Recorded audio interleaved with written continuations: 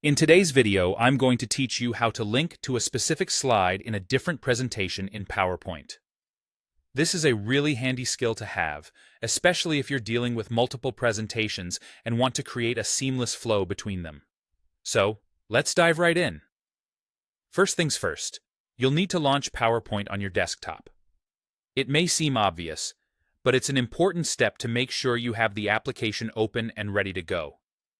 Once you've got PowerPoint up and running, you'll either open an existing presentation or create a new one, depending on your needs.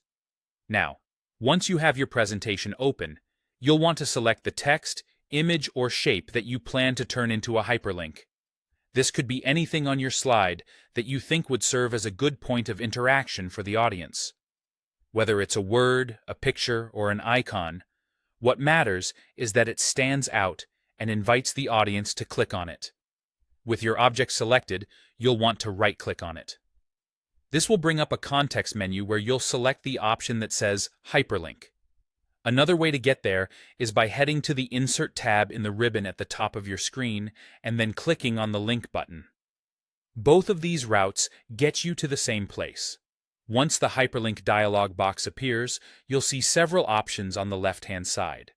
Here, you need to select Existing File or Web Page. This option allows you to navigate to another file saved on your computer, which, in this case, is the PowerPoint presentation you plan to link to. Next, you'll want to find and select the other presentation from your computer. Be sure you know where the file is located beforehand, as this will save you some time. Once you've located the correct presentation, click to select it. Now here's where it gets a bit more specific. Look for a button labeled Bookmark within the dialog box. If it's available, and it usually is in most versions of PowerPoint, click on it. This feature lets you pick out a specific slide in the presentation you just selected. You'll be presented with a drop-down menu or list of slides within that presentation. Pick the slide you want to link to. In some versions of PowerPoint, instead of a bookmark, you might directly see the list of slides to choose from, which makes it even easier.